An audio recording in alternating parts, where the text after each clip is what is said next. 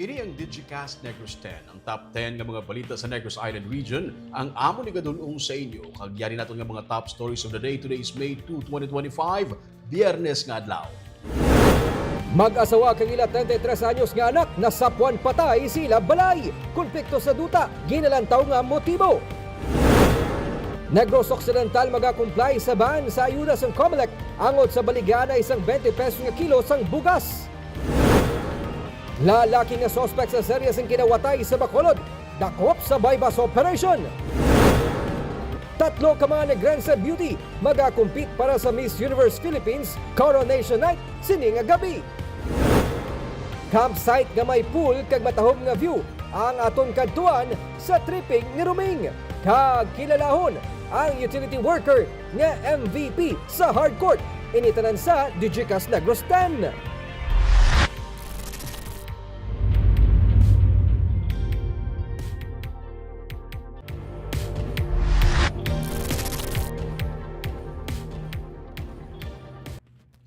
Sa number 10, LPA sa sulod sa Philippine Area of Responsibility naga-amat-amat na palapit sa duta. Parayan ang pag-monitor sa pag-asa sa low pressure area sa sulod sa Philippine Area of Responsibility. As of 3 p.m., ang LPA ang yara na sa 215 kilometers east-northeast ang hinatuan Surigao del Norte. May gamay ini nga tsansa nga mag-develop sa isa ka bagyo sa sulod sa 24 oras. Ang Bicol Region, Visayas, Mindanao, Mimaropa, Quezon, kag Batangas ang maka-eksperyensya sa magalumon nga kalangitan nga may upod nga lapta-lapta nga pag-ulan kag pagpanaguob. Sunod sa pag-asa, dapat mag-aligmat batok sa baha kag landslide bangod sa posibilidad sang mabunok nga pag-ulan.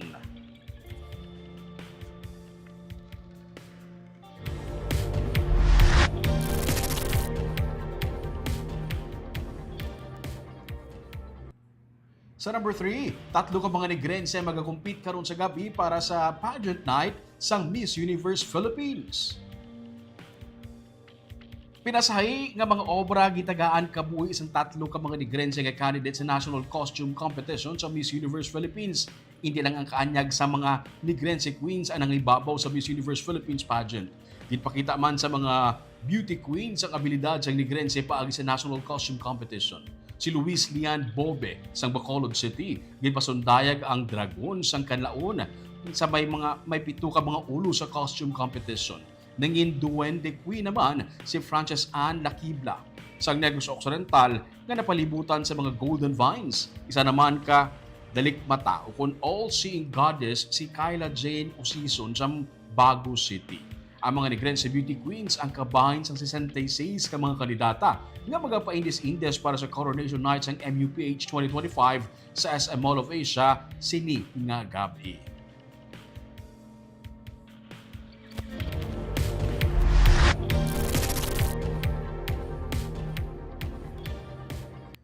Sa number 8, 5% ka development fund para sa mga senior citizens kag mga person with disability ang uyang idiso ni Anay Common Commissioner Rowena Guanzon.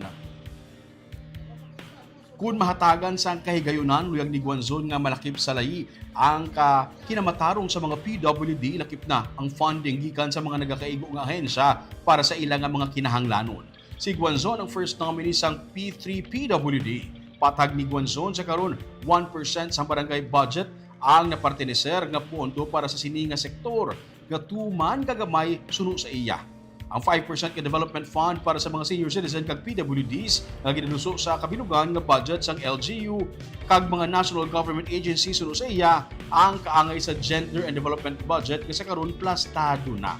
Samtang wala man nakalampuas kay Guanzon ang hirit sa mga politiko nga suno sa iya sang pagsugod wala sang kwarta o konpigado kag karon nagmanggarano na. Wala ka man kwarta sa muna, nga mapakita mo nga sobrang kwarta mo nga nagtrakas politika, may gasto ka. But silingon pigado ka, pagsugod ng politika. Karon manggaranon ka na. Damo ka na balay, damo ka na auto, damo ka na assets, pero siyempre tago mo, o wala mo na tago, o sigwa man yapon sa salin mo. But silingon nangawat ka. Ano ipabugal mo sa hamon? Ang gusto gusto ko na yan, magpili tayo sa mga tao nga wala kang pangawat.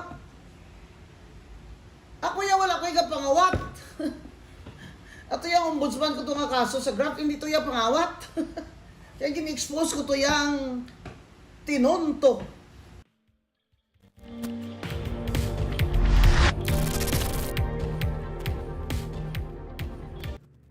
Sa number 7, lalaking suspect sa seryes ang kinamatay sa Bacolod City, dakop sa isa ka bypass operation sa PNP. Nakuhaan sang CCTV footage ang pagsulod ng sining nga lalaki sa isa ka balay sa barangay Villamonte sa Bacolod City.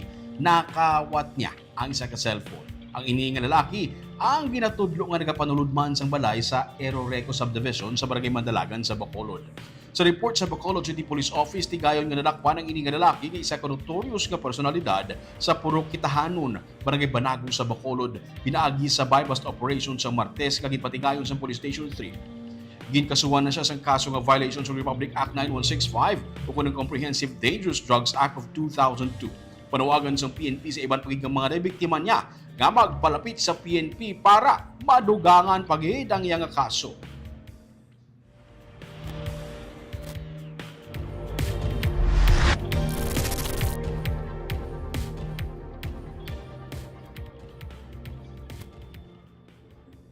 Sa number 6, may kapisa 300 tanan ka mga persona nang evacuate bangod sa natabo nga encounter sa Gihulgan City sa Negros Oriental. 52 ka pamilya o 300 ka mga persona ang yara karon sa evacuation centers kasunod sa natabo nga serye sang encounter sa barangay Humay-Humay, Gihulgan City sa Negros Oriental kahapon nga adlaw. Sunod sa Public Information Office ang Gihulgan, apektado ang mga residente sa barangay Takpaw, Kalamba kag Bulado. Ang barangay gym kag eskwelahan ang nagaserbi nila nga temporaryo nga ilistaran. Sunod kay Brigadier General Joey Canillas, ang 302nd Brigade Commander, may kapinsa siyam ka mga nabilin nga puwersa sang NPA ay nakaengkwentro sang army sang kahapon. Naglawig sang halos 5 ka minuto sang unang encounter kag nasundan pagid kag nagresulta ini sa kamatayon sang isa ka rebelde. May isa man ka soldado nga nasamaran pero hindi malubha. Nagapatrolya ang army sa area sa masugata ang puwersa sang NPA sang Huwebes nga nagresulta sa encounter.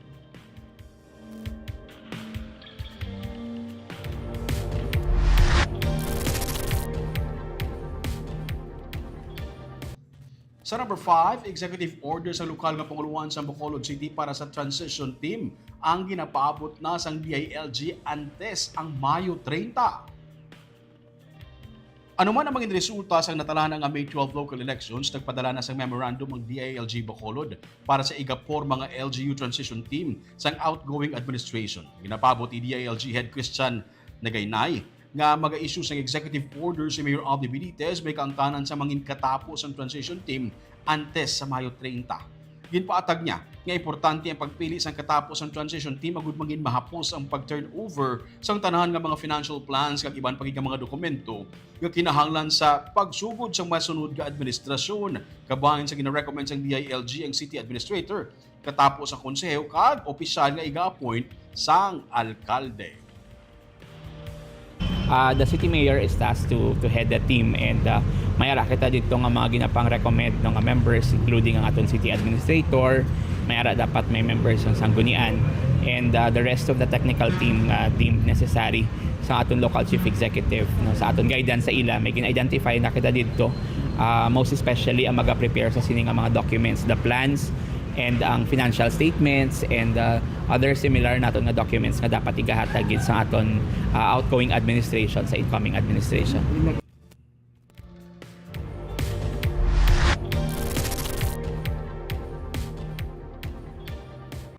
Sa number 4, good to go na ang PNP para sa May 2025 elections. Inisunod sa kay Police Brigadier General Arnold Thomas Ibay nga nagsiling nga plastado na ang tanan labi ng ilang deployment para sa May 12 elections. Ang ilang ginalantaw sadto ang kakulang sang personnel para sa Negros Oriental ang napun-an na. Sunod sa iya, 360 ka mga pulis gikan sa Bacolod City PNP ang iga-deploy sa Negros Oriental. 0-0 naman ang bahin sang Negros Occidental o kung nagakasayuran nga napun-an naman ang tanan nga kulang. Magluwa sa pagpasiguro sang matawhay nga piniliay nalakip man sa naplastar sang PNP ang contingency in kaso nga maglupok ang bulkan kanlaon. we're good to go. We're ready for the coming election. So wala naman kami monitor ng iba pang mga problema, and if there are, na-address naman namin lahat ito. Particularly the concerns of Negros Oriental, where they'll be needing additional personnel. So we source out this additional personnel coming from Bacolod City in order to cover up the personnel negative variants that they have in Oriental. Gaano po karami lahat, sir, yung i-deploy for the election? There's more or less 400, I think around 360 will be sourced from Bacolod City to render election duties in the areas of Negros Oriental. For NIR, sir? Yes, for NIR, yun lang muna yung nakita namin na may kailangan additional personnel. However, okay naman lahat yung natin. We, of course, in coordination with the Armed Forces of the Philippines and Philippine Coast Guard.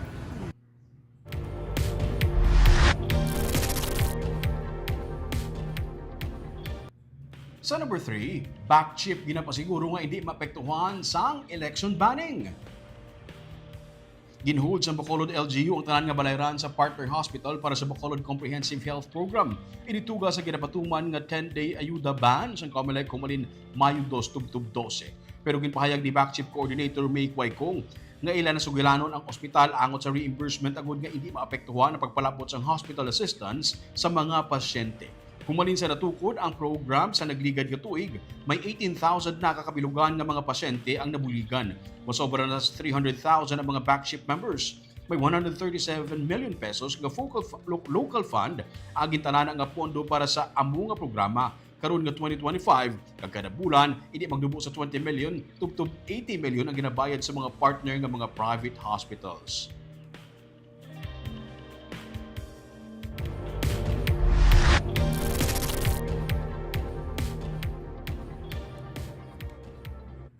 Sa number 2, probinsya sa Negros Occidental magakomply sa pagban sa Comelec sa kanunuman nga sang ayuda.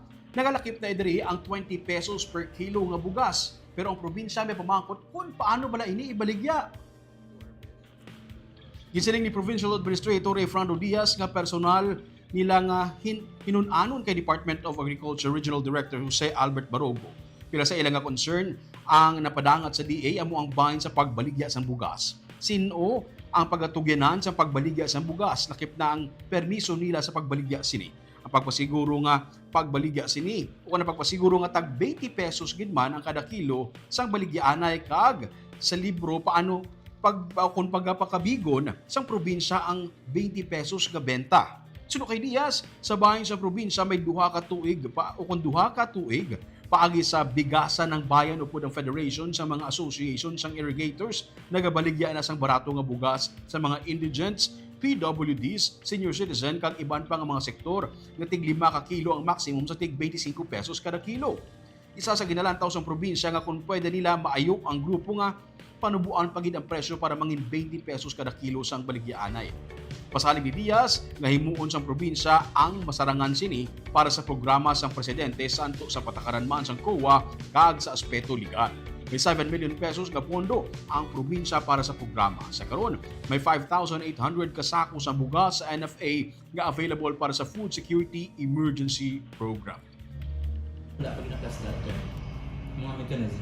Well, may plastar sila, pero they're leaving everything up to the LGUs. Pero hindi man klaro kung paano si LGU ka-implement sila nga wala man balik bala nga liabilities. Naintindihan nyo? So, kita ya gani, ginobratan na, no? Lawig na, no? And we will continue doing it. Again, to support the program sa aton pinalangga ng Presidente BBM. So, plastaron pa, sir? How much is the capital allocating for that program? Ang 5,800 sacks nga available sa NFA, that's about 7 million more or less kung baklon ta. So ready kita for that amount. No? Kaya depende man siya on the availability of the NFA.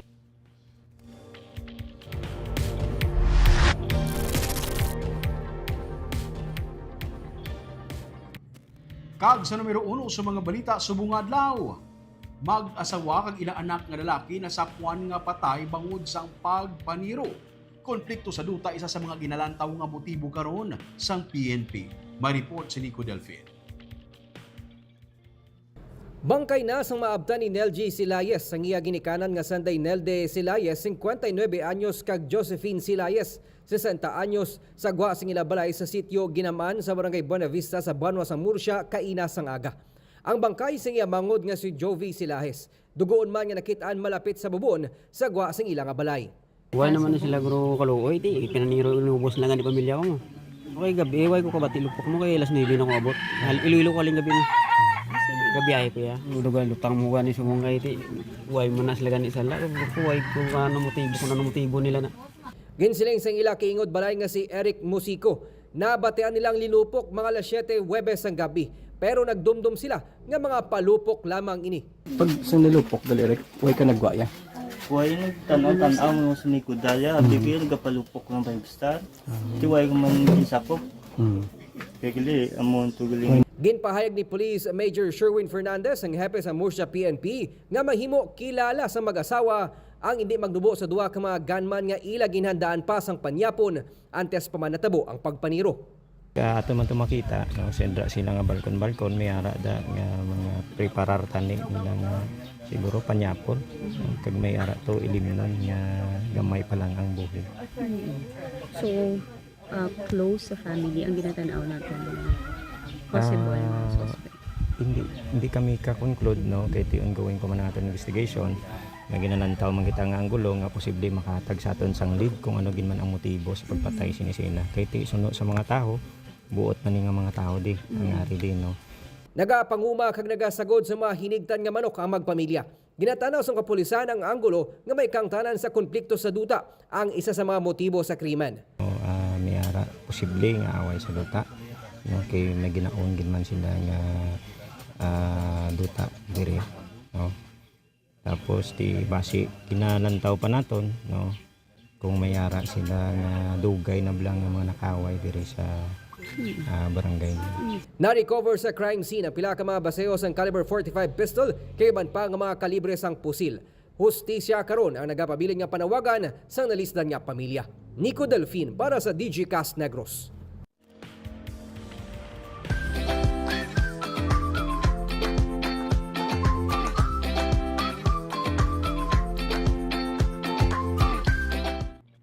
Kagyari ang pangpabalo naman yung pang pag-good vibes sa inyo para Sinigaw Weekend. Trip mo bala mag-camping? Trip mo ang bukid? Trip mo mag-swimming? Trip mo man magtambay sa mga lugar nga may matahom nga view pero wala ka sang oras kag energy nga magtaklat sa kabukiran? Parehos tayo. Pero may natultulan kami nga lugar para sa inyo. Ini ang katuang tabuas sa Tripping Rooming at 9 a.m. Sa trabaho siya ang masaligan pero matapos ang obra, siya pagid ang go-to guy sa basketball. Aton kilalahon ang utility worker nga most valuable player sang barangay Tangob sa Bacolod sa sini nga episode naman sang Bida sang Liga sa Domingo nga adlaw.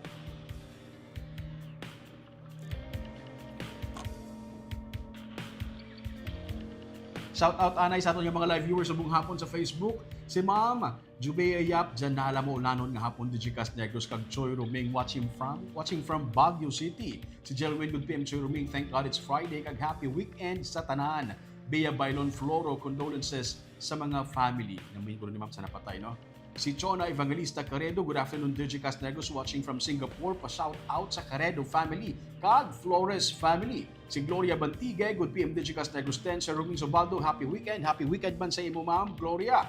Si Jessery Garucho Hivero, maulanon nga hapon ka Digicast Sir Ruming, watching from Himamaylan City. Pa-shout out akon family Garucha Hivero kag Repique Maravilla kag Fajardo. God bless you man Ma'am.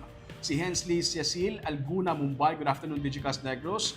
Si Romel Villanueva, mayong hapon nung Ruming, watching from Bermuda. Ay grabe. Si Chong Malan de la Cruz, mayong hapon. Si Romel Mahilom Galio, mayong hapon Digicast Negros. Kagabi itong top 10 ng mga balita sa Negros Island Region subong adlaw tubtub sa Lunes. Ako si Romeo Subaldo. Happy weekend!